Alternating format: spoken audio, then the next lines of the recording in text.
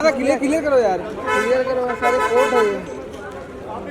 हाँ राखी जी इधर मैं माटी है ना आप थोड़ा मैं इधर आया दीवार के पास इधर।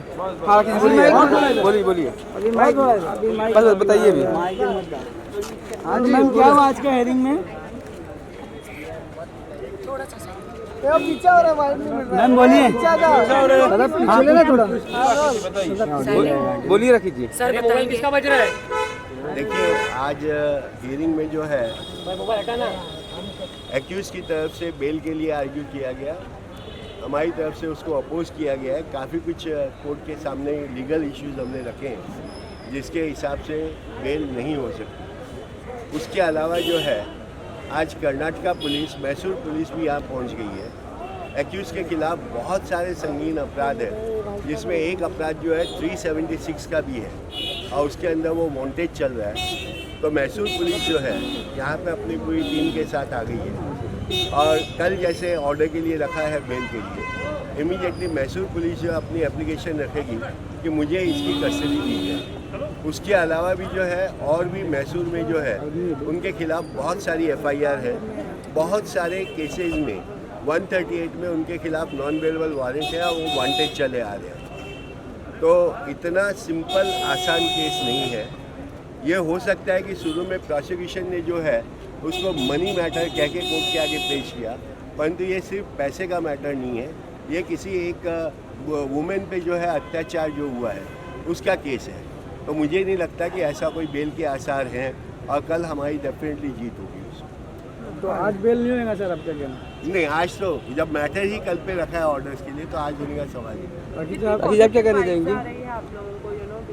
एज आ आर्ग्यूइंग काउंसिल डेफिनेटली मुझे पूरी आशा है कि बेल नहीं होगी। राखी जी आप बोलिए। नहीं, मैं तो लॉ जानती नहीं हूँ। सर ने जो बोला है बहुत ही आर्गूमेंट किया है, बहुत ही कम से कम आधे घंटे से भी ज़्यादा उन्होंने जज से मैं आर्गूमेंट किए हैं, 1 आवर सभी एडवोकेट ने।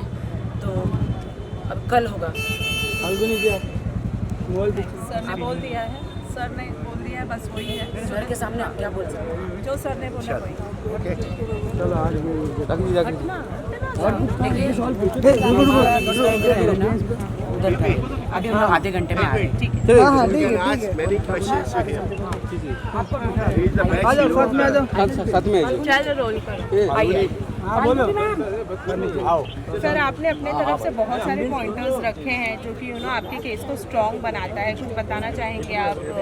देखिए अभी बेल आर्ग्यूमेंट उन्होंने उनकी तरफ से तो जो उनके बात रखनी थी रखी, उन्होंने अपनी इनोसेंस प्रूव करने की कोशिश की और हमारे पास जो आज तक जो रिपोर्ट अभी जो कुछ हमारे पास जो भी हमको नया कुछ मिला उसके अंदर, जैसे कि उसके आगे भी कुछ और ऑफेंस थे उसके बारे में जो हमको माहिती मिली वो, और अभी एक तो जो यहाँ पे उनकी कस्टडी नाकारी गई है उसके आगे में हम लोगों ने रिवीजन फाइल किया हुआ है, वो सेशन कोर्ट में अभी चल ही रहा है। तो अभी फिलहाल तो मैटर कोर्ट ने पीछे रखा हुआ है क्योंकि रिवीजन की कॉपी मांगी हुई है।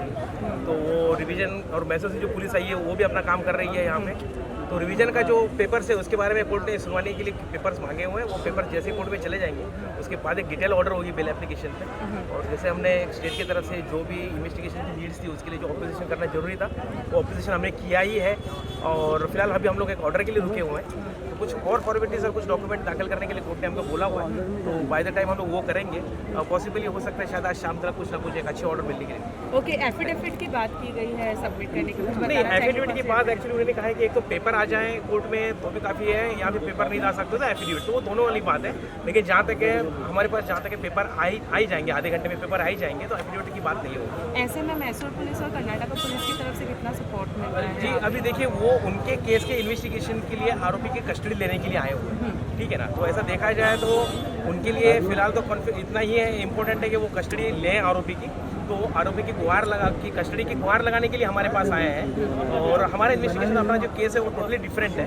वो बस क्योंकि जबकि आरोपी हमारे केस में यहाँ अरेस्ट है तो इसलिए उनको फॉर्मेलिटी होती है, लीगल फॉर्मेलिटी होती है कि उनको हमारे कोर्ट में आना पड़ता है और परमिशन लेनी पड़ती है। तो उसी सिलसिले में वो लोग आए हुए हैं। फिलहाल उस केस के बारे में हम लोग ज़्यादा बात नहीं कर रहे। राखी, आप पर बहुत सारे इल्जाम लगाए गए हैं कोर्ट के अंदर डिफेंस के वो मैं आके आपको बताती हूँ बिकॉज ये सब फिलहाल दोपहर तक सब चीज़ जो है वो कुछ देर के लिए काम अपना चल रहा है। दोपहर के बाद में पिक्चर काफ़ी हद तक क्लियर हो जाएगी। फिलहाल और मुझ पे जो इल्ज़ाम लगाए गए हैं हमारे एडवोकेट है वो डिफेंड करेंगे मेरे। इनके ऊपर जो हाँ, इल्जाम लगाए गए कि इन्होंने उसके साथ क्रूएल्टी की है। Exactly right. मगर ऐसा अगर कुछ होता है, जब भी किसी को पकड़ा जाता है तो सबसे पहले उसे मेडिकल चेकअप के लिए लेके जाए, और यहाँ भी वो कंपलसरी है, उनको लेके गया गया। अगर ऐसा कुछ होता तो डेफिनेटली मेडिकल एग्जामिनेशन में आता, नंबर 1। नंबर 2, उनकी बेल एप्लीकेशन में कम से कम कहीं तो कुछ लिखा हो, मगर बेल एप्लीकेशन में कुछ ना लिख के एक कोर्ट के आगे सिंपैथी क्रिएट करने के लिए आर्ग्यूमेंट किए गए, और इस आर्ग्यूमेंट्स में कोई दम नहीं है। राखी जी सवाल ही नहीं उठता, बल्कि वो अपने आप में विक्टिम है, उनको इतना सताया गया है, इससे आगे क्या हो सकता है। Right, thank you so much sir, thank मैं यू।